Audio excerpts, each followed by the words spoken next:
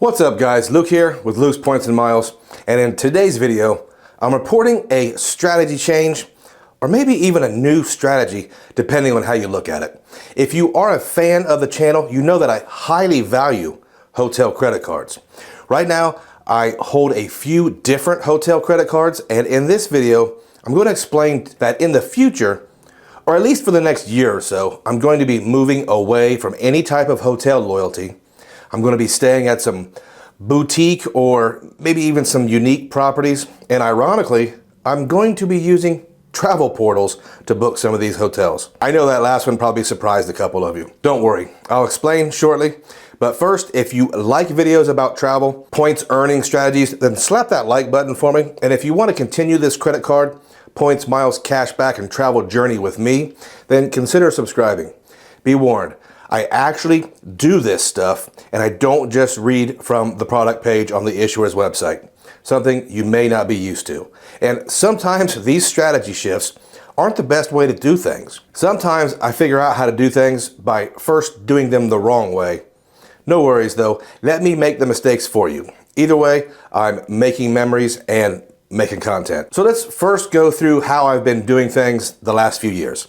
I've been going out of my way to stay at hotels that I have status and benefits with. This has always generated great value and perks. My primary hotel program has been Hilton, and I currently hold 2 Hilton Aspire cards and the Hilton Business Card from American Express. I have Hilton stays booked in 2024 and hundreds of thousands of Hilton Honors points still left in the tank. My secondary program is probably Hyatt, and in the last 2 years I've stayed at Hyatt's more often than any other brand. I will soon have no status with Hyatt though, as I will be canceling the Chase Hyatt Business Card any day now. My tertiary program is probably IHG, and I've really liked IHG lately, and I do have a few stays booked with them in the future. I currently hold Platinum and Ambassador status with IHG, and I hold the Chase IHG Business Premier Rewards card, and I'm going to keep that one. Finally, I hold the Wells Fargo Choice Rewards MasterCard Select as pretty much a backup card. I've honestly never even stayed at a Choice hotel, but I have quite a few places in mind that have great Choice properties, so I'm going to keep that MasterCard. I know that was a lot of information, but to sum it up, I have done whatever I could in the past to book hotels in these specific chains because, above all else, I've been seeking value. I've stayed at some great and expensive properties, and it's really always been worth it. So why change it up now? It's a great question. Let me explain why I'm changing the plans, then I'll state the direction I'm moving towards. Finally, I'll explain how I'm going to implement this new strategy. First, why am I changing this strategy? Well, I have to admit, I have felt a bit pigeonholed lately. Here's an example. Last year, I took the family to Hawaii, and we stayed at the Hilton Waikiki Village because, well, using Hilton Honors points and staying 10 days gave me 2 nights free. I could never convince anyone that it was a bad choice or a bad experience because it wasn't. The value was actually insane. Food and beverage credit and cheap points redemptions made this phenomenal. But I'd be lying if I didn't think something was missing. I wanted that nostalgic experience of staying at the Royal Hawaiian or the Moana Surf Rider, right? Some of those classic, iconic properties. I think Elvis stayed at one of those, right? Any Elvis experts in here?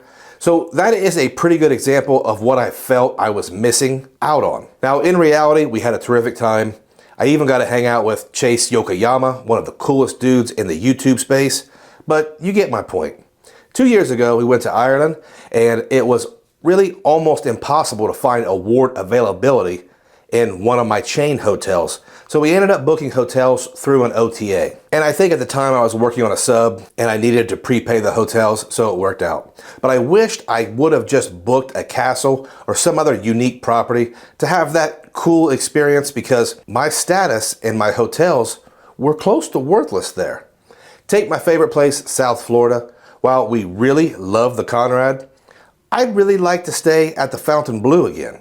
I mean, It was good enough for Connery's James Bond, so it's good enough for us, right? It's not always like this though. Last summer we went to Germany and I was able to find a Hyatt property that was a 2-bedroom suite with like 1,500 square feet and 2 bathrooms.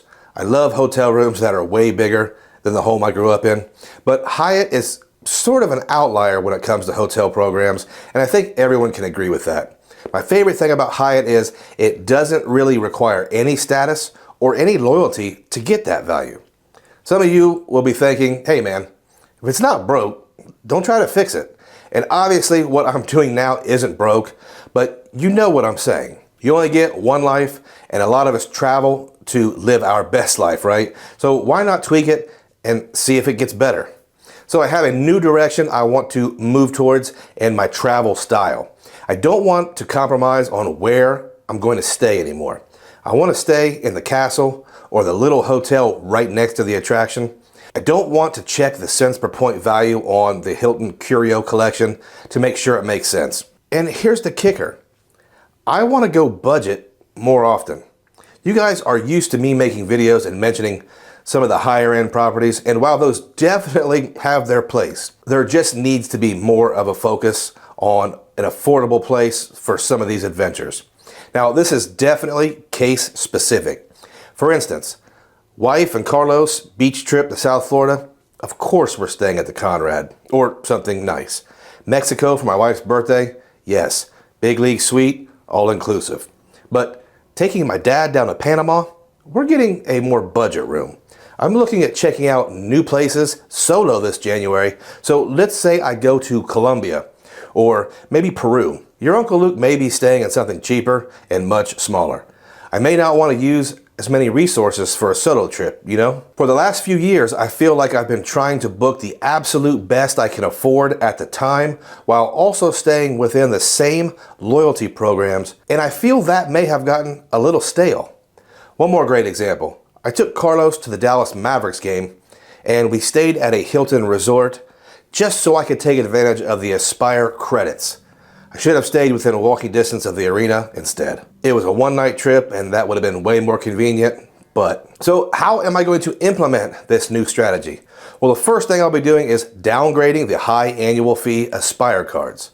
You guys know how I feel about the Aspire card. It's one of the best credit cards in the game.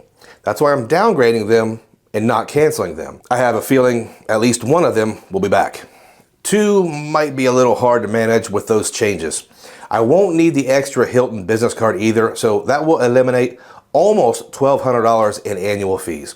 I'm going to keep the IHG and the Choice card because the fees are low and they provide annual value that is very easy to take advantage of. The IHG card grants a free night cert of 40,000 IHG points, and I'll easily use that no problem. The Choice card grants a 30,000 point bonus, so that's like one night at one of their nicer properties like a Cambria or Ascent Collection. And those are here and overseas. With those annual fees lowered, I'm going to upgrade my Chase Sapphire Preferred to a Reserve. Yes, I have recently roasted that card, and I really don't believe it brings more value than its annual fee, but I need to prove that to myself, and I can pass that experience on to you guys. I think the card will open up some more opportunities in the hotel/lodging space. And opening a $550 CSR will eliminate the $95 preferred, and it will make my Chase Ink preferred really unnecessary. So there's another $95 gone in fees. There is some shift in fees, and overall they will be lowered, but something else I'm going to take advantage of while in this strategy is I'm going to take advantage of and start using travel portals. We've demonized the travel portals so much in this space, it almost sounds sacrilegious to promote using them. I will be using cash for the budget-friendly and the cheaper hotels. Let's look at how that might earn. With the Capital One Venture X, I can earn 10 times miles in the portal on these affordable stays. Chase Sapphire Reserve, that's earning 10 times in the portal as well. I recently used my City Premier to pay for our hotel in Panama, and I earned 10 times City thank you points for that. I feel like, and this is totally without nerding out on any math, a great way to earn transferable currencies. 10 times is a pretty high multiplier, isn't it? And of course, sometimes it may make sense to use the Sapphire Reserve 50% bonus to pay for a stay within the Chase travel portal with ultimate reward points. Probably not often. Also, I may have mentioned this, I don't transfer points, UR points, membership rewards, thank you points, or Capital One miles out to hotels, other than Hyatt. The transfer just does not make sense. However, for me, and I can only speak for me, I can double my money by purchasing both Hilton Honors points or IHG points. I can buy them for half a penny each and easily get 1 cent per point when factoring in the free 4th or 5th night. Purchasing points won't earn me 10 times, but it's still a great option for me. I also want to point out that I have a very strong cashback setup that will be the engine that drives the earnings that will pay cash for some of these hotels or purchase the points for these programs. If you haven't seen my cashback setup, I will link the current setup video down below in the description. I know a lot of folks just don't want to pay for travel, but if you travel enough, you'll realize that every trip costs money.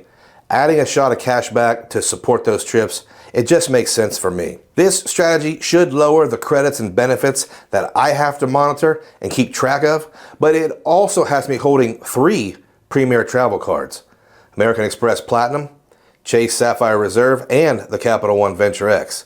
Holding those high annual fee cards will likely have me trimming the complimentary cards, talking about that $250 gold card, and looking for some great no annual fee compliments like the Capital One Saver One and the Chase Freedom Flex.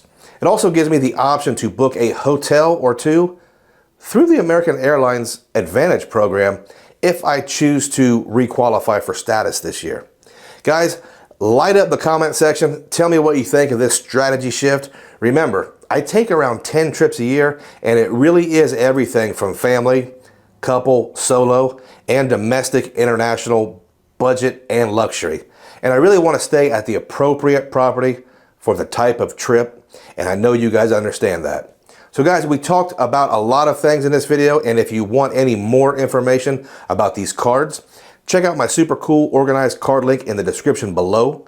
Using my link supports the channel, and it also allows me to continue to bring you this content.